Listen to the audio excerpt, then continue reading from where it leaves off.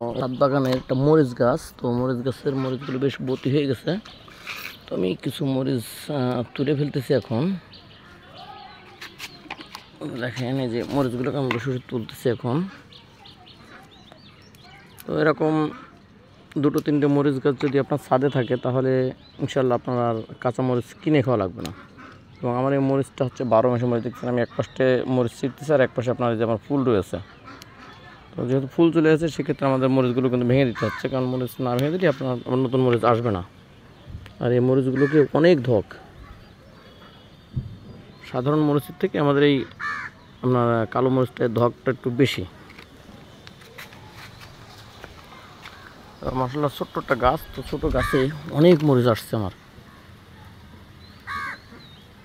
আলহামদুলিল্লাহ। দেখেন থুকায় থুকায় মরিচ আসছে কিনা।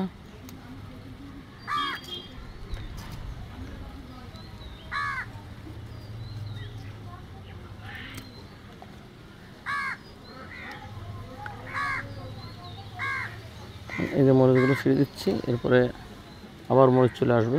ছোটো যেগুলো আছে সেগুলোকে আমি তুলবো না, জাস্ট বড়োগুলো তুলে নেবো, শুধু যেগুলো বতি হয়ে গেছে আর কি। মোটামুটি আরও মরিচ আছে এখানে, সেই মরিচগুলো এখন তুলবো না, এগুলো সব ছোটো।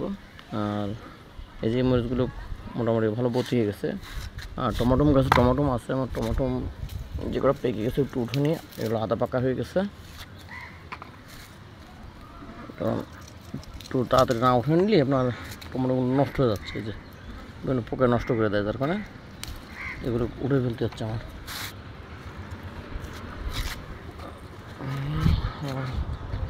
আর একটা মরিচ গাছ আছে, এই যে একটা মরিচ গাছ, এইখানে অনেক মরিচ আসছে। এখান থেকে কিছু মরিচ আমরা উঠে নেব।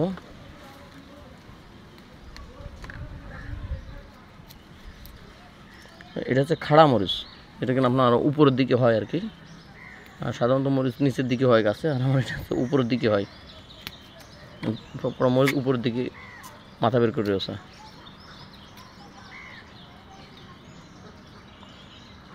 এই গাছটাও আমার মাশাআল্লাহ খুব ভালো, যে এই পিছিয়ে মরিচ আসছে, আবার এই পিছিয়ে যে ফুল চলে আসছে নতুন। আর টমাটম গাছ মাশাআল্লাহ অনেক টমাটম গাছ হয়েছে এখানে, যে এসব গাছে টমাটম চলে আসছে অলরেডি। এই গাছে ছোটো ছোটো টমাটম চলে আসছে, অনেক টমাটম গাছ হয়েছে, কারণ সব গাছের গোড়ায় গোড়ায় আমি টমাটম গাছের বীজ ছড়াই দিয়েছিলাম। মোটামুটি সব গাছের গোড়ায় গোড়ায় আপনার টমাটমের গাছ চলে আসছে। তো আপনারা চাইলে আপনাদের ছাদের পরে এইভাবে মনে করেন যে ছোটোখাটো পরিসরে আপনার ছাদ বাগান করতে পারেন, যেটা কিনা নিজেদের খাওয়ার জন্য ন্যাচারাল কিছু সবজি আপনারা ছাদ থেকে বানাতে পারবেন। তো ভালো লাগলে ভিডিওটি সবাই শেয়ার করবেন। ধন্যবাদ।